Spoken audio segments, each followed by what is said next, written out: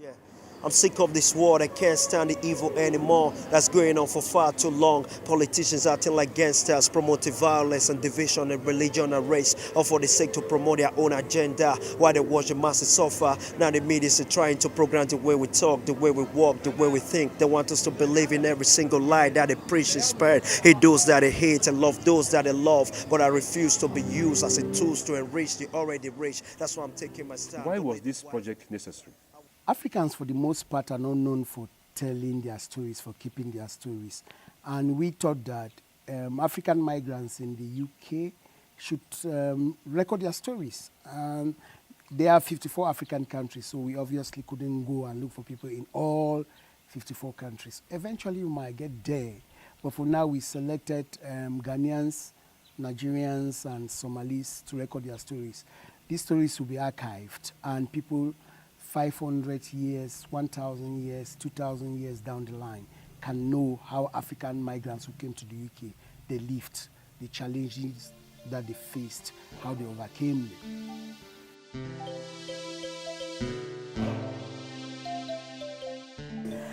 them. We left Nigeria for the UK 1987. My husband came back from work one day and said, guess what? That is the director of the company called him and said, would you like to go to England, Hamburg, or Germany? So he said, well, anywhere English is spoken. So he chose Liverpool. And he said, we are going to Liverpool.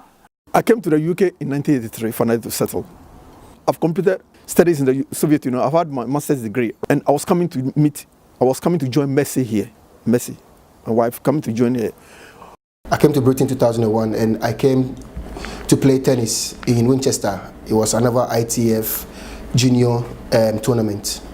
And that's how I came to Britain. I want to educate myself better. That's one reason. But you know how kids are. All my friends, they were coming. I wanted to come as well.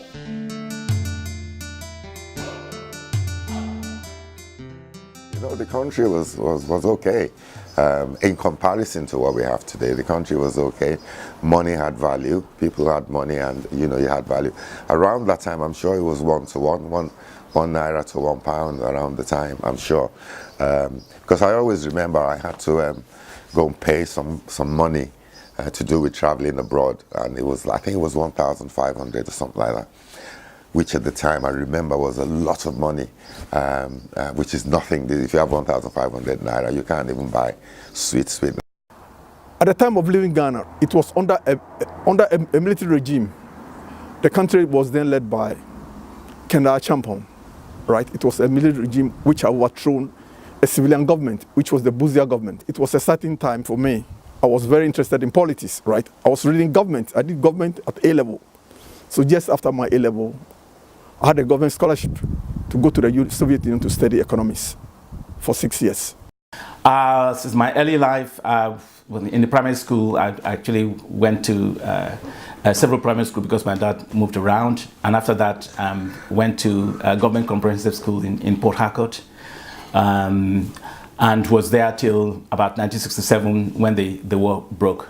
The different war broke. The Nigerian Civil War affected you personally. Can you describe? Yes, yeah, it affected me because my town, Ogu, was actually evacuated by the Biafrans during that time. And during the evacuation period, a number of our chiefs and other people were actually killed. Some of the chiefs were actually thrown into oil wells, etc. In fact, my dad was actually not well at that time, and I didn't see my dad at all. I've never seen my father's dead body.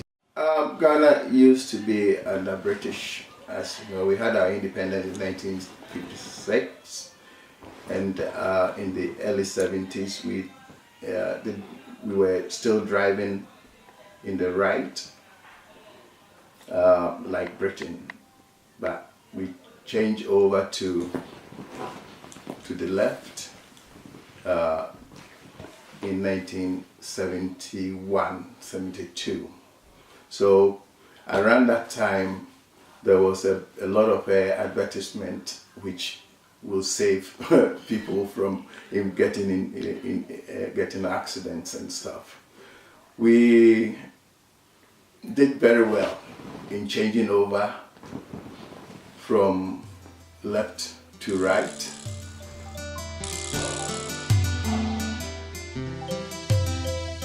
We did find things different. For instance, I remember seeing somebody eating fish and chips for the first time, and he was walking on the streets with eating fish and chips. And I thought that that really wouldn't happen, because I thought that every British would have to sit down with knife and fork, and the sort of things were taught by the British Council, you know, in those type of etiquette. The weather was very, very cold. I could not stand the weather. And I was thinking, I've got to go back, I've got to go back. Actually, I wanted to go back because, you know, I couldn't. One, I'm missing my family. I haven't been out, you know, as far as this before. So I was missing home, and I wanted to come home, and I spent all the time crying and crying. It was grey. It was in May, but it was grey, and it was drizzling, and it was cold.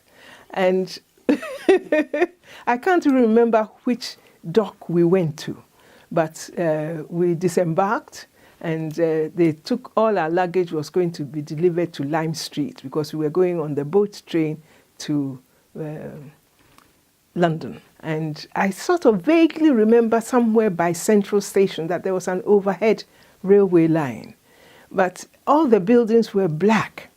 All the buildings, you know, all of the Three Graces and everything was black. And I just couldn't get it out of my head that buildings could be black. Because when we left the Gold Coast, buildings were white, yellow, pink, you know, any color you can think of but black. And that, of course, was from the soot, from industry and from houses, that the coal fires, the soot from the coal fires, made all the buildings black. I mean, people born now wouldn't know that all those buildings were black. And so it seems strange that they've built, like the new Liverpool Museum, they built a black building when in the past they had to spend a lot of money to make the buildings that had gone black as proper, a natural color again. Anyhow, we were very disappointed in Liverpool. My sister, who was only 12, then turned round to my mother and she said, "Is this the England?" She was ready to go back.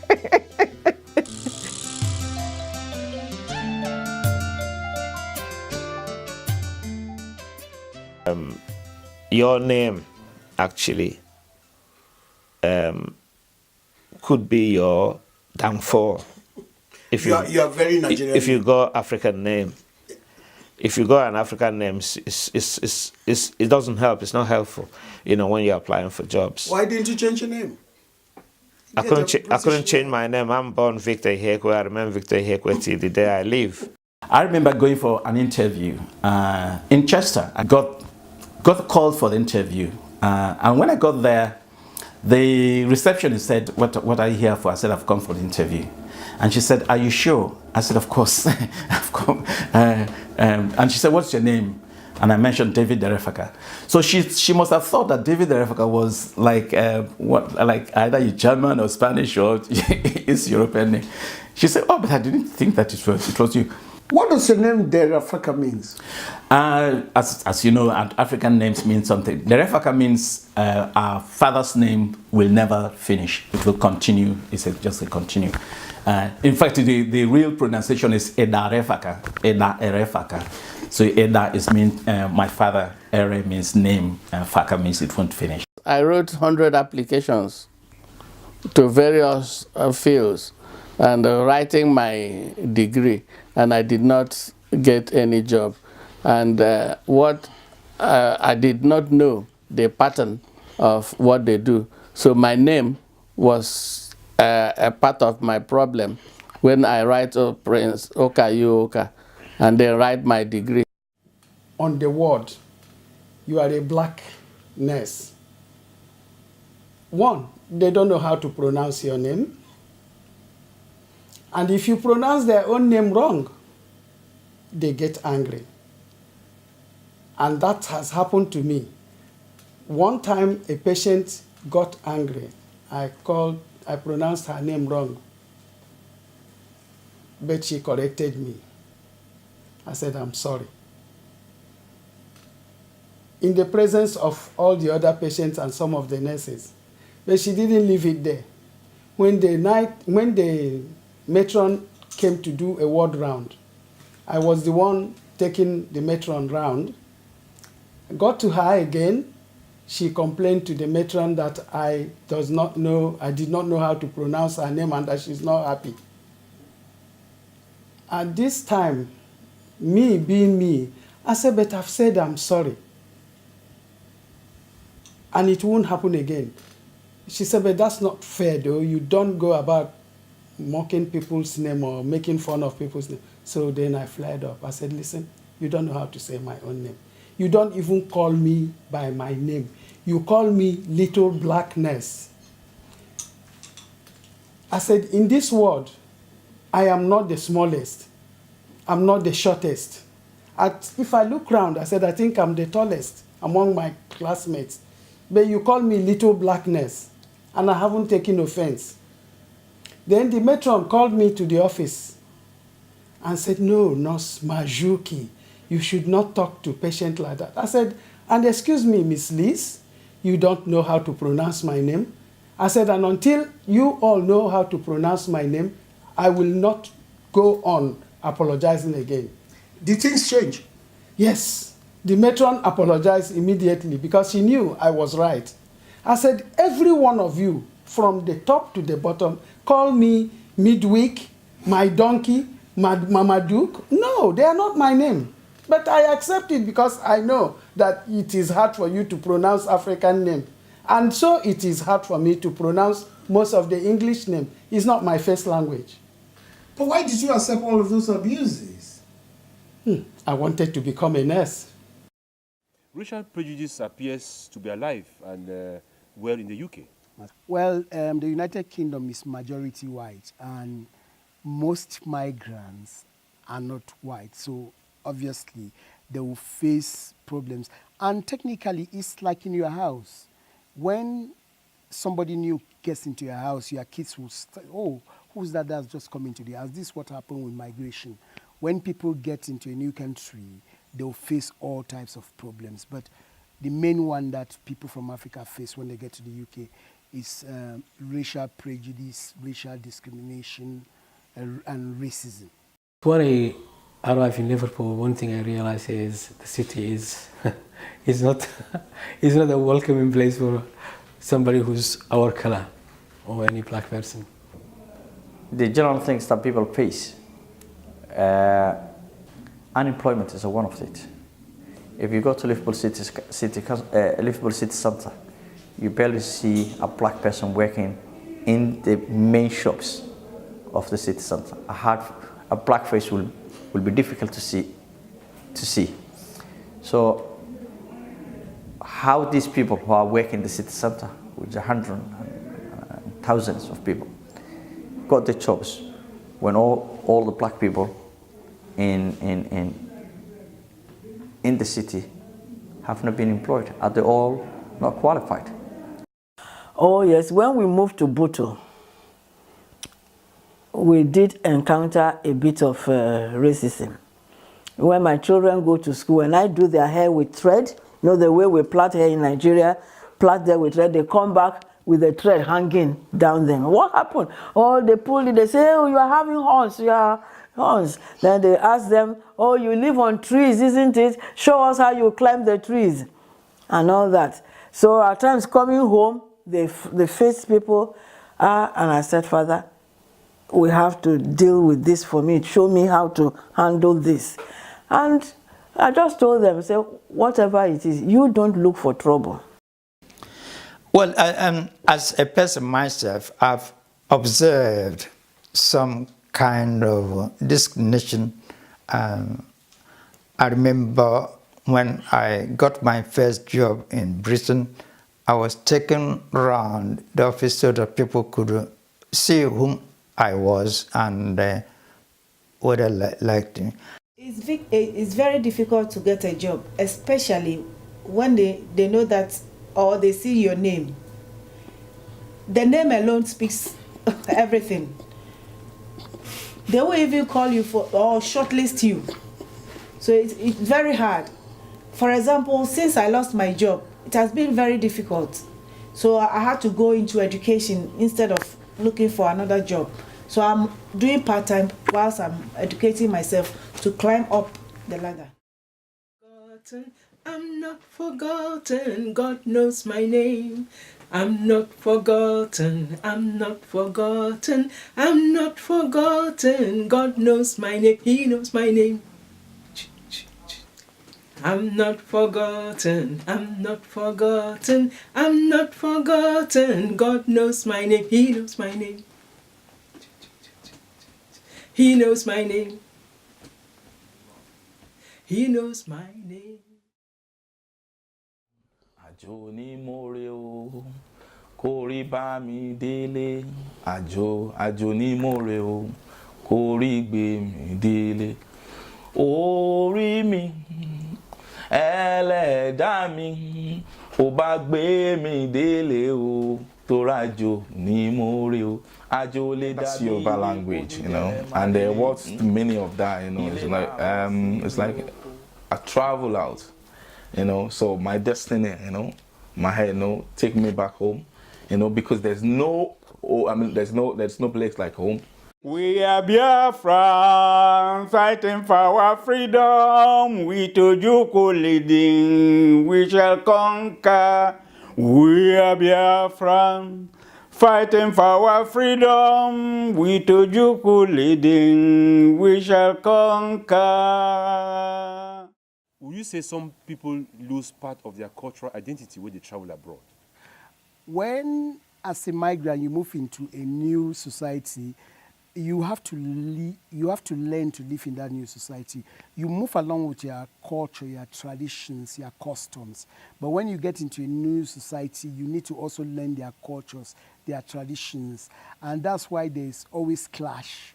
So when you hear about racial prejudice and racism, it usually comes from the unknown. Somebody is in their house and you start getting people from Syria, from South Africa, from Brazil, from China, and they say, hey, the UK is just a little island. If so many people come there, at one point there won't be space to accommodate all of these people. I'm original Nigerian man, to you guys. If you have a red passport, you have British passport, whatever you have, you know, I still stand as a Nigerian man, you know. I'm a Nigerian man, yeah. I'm a Nigerian, I'm a British man, I'm a Nigerian man. No, both of them. Are you more British or you are more Ghanaian? Both. Explain yourself. Ghanaian, explain why you're Ghanaian. I'm a Ghanaian still, because I can't change my color to become British or American. At the end of the day, if some problem comes, they can deport you. You can call me British, okay. Explain how you are British. You can call me British, but I know that I'm not British. Explain how you are British. Because at the end of the day, I'm British by paper. Well, I'm more British because I was growing up in this country. Since I was like 13 years old, I came to this country. And I'm 45 years old at this moment. I'm 45 years old, so I call myself British basically. Now, do you consider yourself like Nigerian or British? Both. I consider myself as both, but mainly Nigerian, but also British, because obviously most of my life I've been lived here, and I'm grateful. I'm grateful for the opportunity I've been given here, and I must say that I've been given an opportunity, to develop myself and develop family. So I'm really grateful to Britain, to this country. So I consider myself British and also Nigerian. There's this dual citizenship between Nigerians and British people as well, yes. When you die, you'll be buried in Nigeria? Yes, definitely. Now, there's this interesting question that you asked some of the participants, where they would like to be buried. What was in your mind when you asked such questions? In Africa, where a person is buried, it has a lot of cultural significance. So a lot of Africans who go abroad, they might stay there for 30, 40, 50 years. They will tell their close family members that, oh, when I die, take me back to Nigeria, take me back to Cameroon, take me back to South Africa. That is not a topic that a lot of people like to talk about. But we thought that by asking that question, we'll get to know if these people are really, they still think African, though they've been in the UK for the past 2, 3, 4 decades, or if they are British. Half of the people who spoke to said they want to be taken back to Africa and buried there. The other half said, no, why should you be spending 5,000, 10,000 pounds to carry a dead body back to Africa when there are people in Africa who don't even have food to eat? So we thought that question was very, very important to ask. I prefer to be buried here because it's waste of money. Waste of money sending a dead body, to Ghana. Why some people are in Ghana don't even have food to eat? That makes a lot of sense. Waste of money, yeah. He wants to go back to his home, to his roots, when he dies. Say, carry me back home. I don't know why he's saying he doesn't miss. He loves there, but me, I don't mind being buried here. I would like to be buried where my children are here. Buried with my. You more British than Nigerian. Yeah, buried with my dad. My dad is buried here, so I'm going to be buried here. Along where my children can come and visit my grave.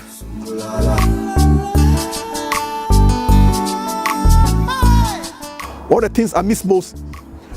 Can you look up into the sky? The sun, the family ties, our culture and things. Although we've been trying to initiate things which involve doing our cultures here, but it's not the same. When you get video recordings about things which are happening in the homeland, the way, in terms of our adoring, marriage ceremonies and things, we've got our own way of doing those sort of things. Somalia, particularly where we've got we have a village there. One thing I miss a lot is the village. It's got these special trees there. I always remember I used to go to that village and just sit under the tree. It's a large trees. It always, the shade. I like the shade there, I think. That's something I miss a lot. Even when I go there, I don't stay in the city. I go to the village. Yeah. The sand is red African sand. Beautiful. Yeah. In Somalia, you haven't got that stress. It's a stress-free place. You don't have worries. Here, every morning you get up with worries. You don't know what's coming through the letterbox. That's something I miss about the country. And also my families, all my members of family are there. I haven't seen them for 25 years now. Since I came in Nigeria, and I haven't went back. I'm actually missing them. All of them. First of all, the weather. Before, we don't have sugar, diabetic in Somaliland. We don't know the diabetic. We come to know here. Blood pressure, this and this and this and this. Yeah. So you're saying you have many lifestyle diseases now? Yes, exactly, really. Apparently, lots of Africans don't take part in British politics. Yes, the point about taking part in politics, we thought it was necessary to ask that question for the simple fact that if you want to change things in a society, you have to be political. To be political, you have to fight for elective posts. So either being councillors or being mayors or being MPs, why not the Prime Minister? But we noticed that a lot of Africans, when they come with all this myriad of problems that they have, they don't even take time to get into British politics. Uncle Fela told me, never get involved in politics. It's a dirty game, he says. And I think he's right. I know politicians, and I know a lot of the local politicians as well. And I know some national politicians as well. And I think it's a dirty game, politics, really. I think it's very short term. people are doing what they think it's in their interest. I mean, if you look at what's happened recently in the country, Theresa May called an election because she thought she was going to win it outright, and she didn't. You've got a political machinery.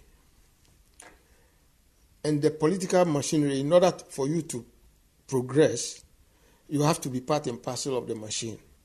But then, the machine itself, the machinery, the working of the party, even though they will tell you, oh, you are welcome, but when you get in, you see that you are not that welcome as they want. I mean, let's look at Talk State.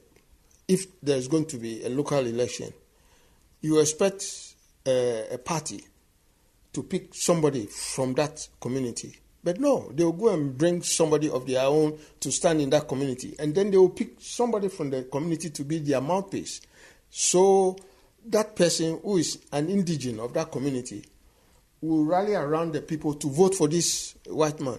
So, I mean, really discourage a lot of blacks from getting involved in politics. I try to advocate it.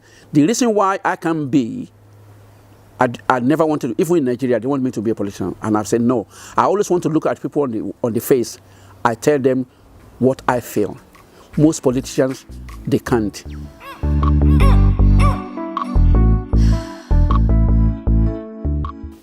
I like Liverpool because I take Liverpool as a second home when I was in Nigeria. Whenever we came here, I feel okay in Liverpool. I feel just like Lagos because I have so many friends in Liverpool. What happened in Liverpool again is that Liverpoolians, they are discriminating, indirect. Mm-hmm. That means they pretend that they like you. That they pretend. But when you turn back, they start to talk about you. In the 60s, Liverpool was the most welcoming city in Britain. Remembering that for over 50 years, the blacks have lived and interacted with the whites in Liverpool, albeit safely. Do you like Liverpool? No. How long have you lived in Liverpool? Since 1998. Why don't you like Liverpool? I don't know. I don't like it's too quiet. It's too quiet. So why are you still living in Liverpool? Because of my husband. He won't like to move. Have you tried to convince him to move? Yeah. Where will you want to move to? Like Manchester or... And it also looks like black and minority people have a hard time getting the job for which they trained for. That was a very interesting finding from the interviews that we did. We interviewed 30 different people, and we noticed that a lot of people train for one profession and they end up doing another profession because for some reason they couldn't get a job in that given profession. I think we can't blame the UK society specifically for that. A lot of people don't have the right orientation.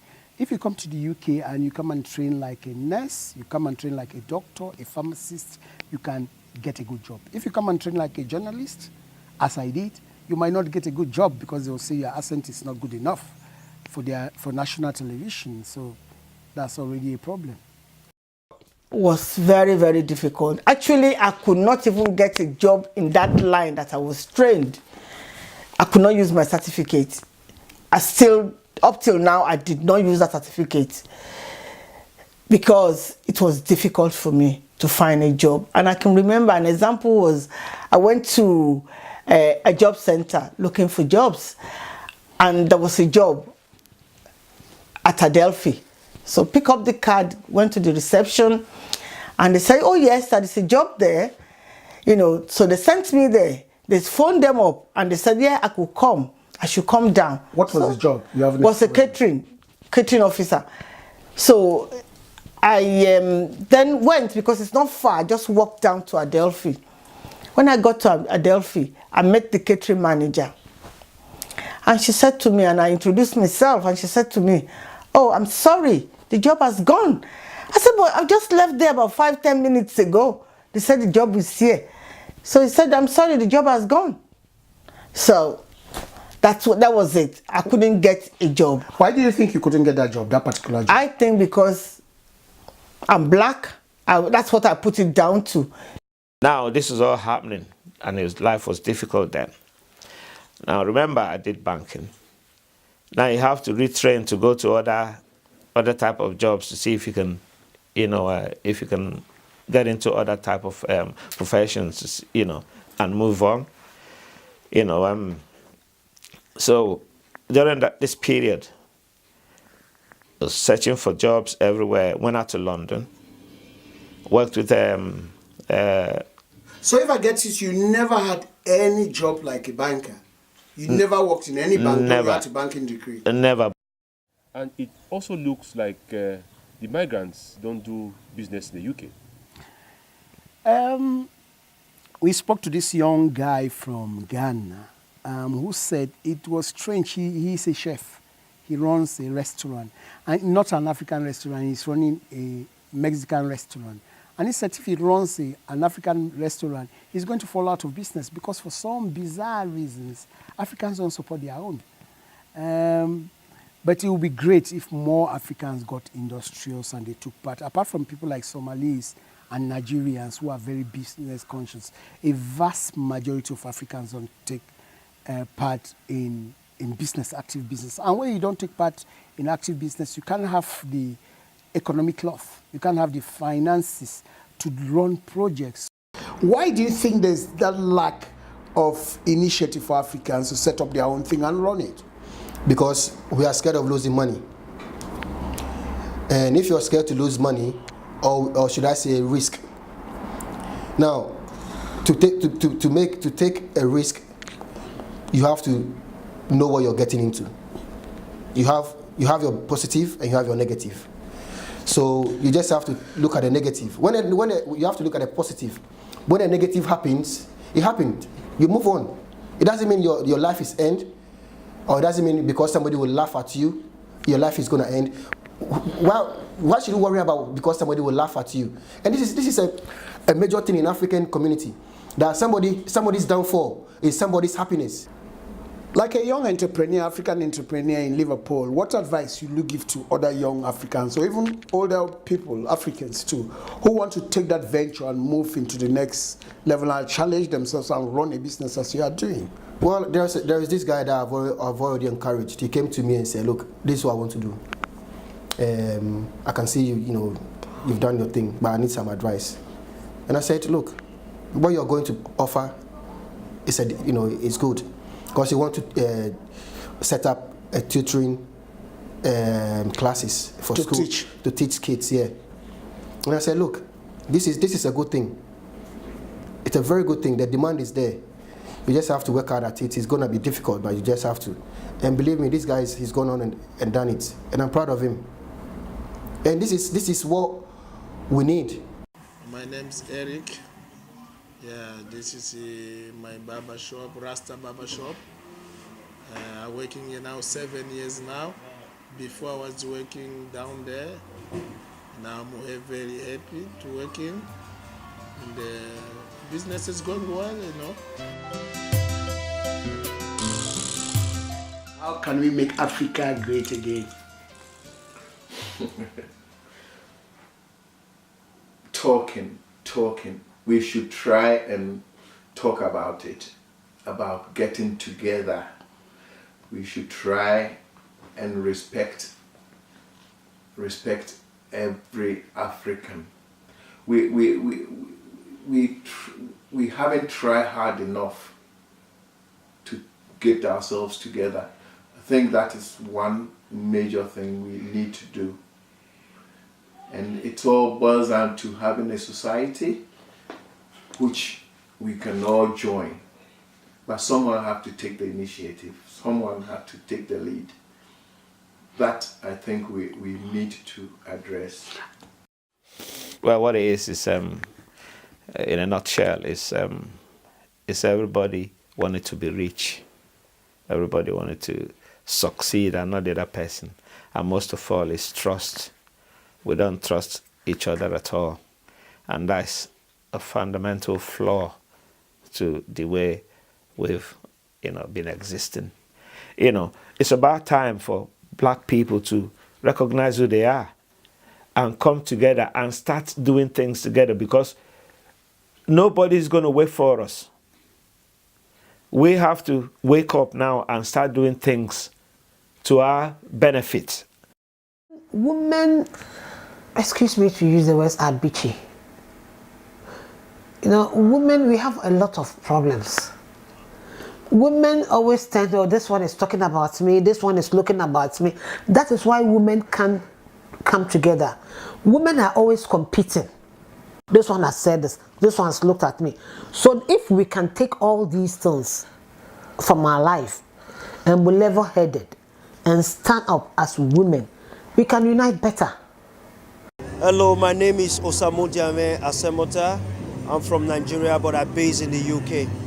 And this song I'm going to sing is Mama Care, okay? It's Mama Care, yeah. I sang it, yeah, because of my mom. I love my mom. Sound like this, yeah. I thank God for 9 months in your belly without a buck, Sean. You never let me cry when I felt hungry. You're always there to breastfeed me. I cannot pay you for all the good and discipline that you taught me. In fact, you were the queen crown, everything that glitter, every food that tastes sweet. It's kind of same reading, but the lyrics are different. You understand? I don't sound like Tupac. Tupac sound like me, because rap start from Africa. We started rap before Americans started doing rap. What would you say are some of the lessons you learned from the project? Well, we did get to talk to, together with all the battery of volunteers that we worked with to collect these 30 interviews. We learned a lot. Just talking to people, you learn. There are stories that you won't get otherwise, because generally, black and minority people, you don't hear or see them every other day on UK radio and television. So getting their stories in itself was new. And we did get to learn how most of these people left Africa, why they left Africa, how they came to the UK. There's one lady who is 84 years old now. She came in a ship in 1948 when Ghana was not even known as Ghana. It was known as Gold Coast. So we did learn quite a lot of stuff, but more importantly, we learned about the stories of these people who very few people ever get to hear about. It was a pleasure talking to you. Good luck in your project. Thank you very much.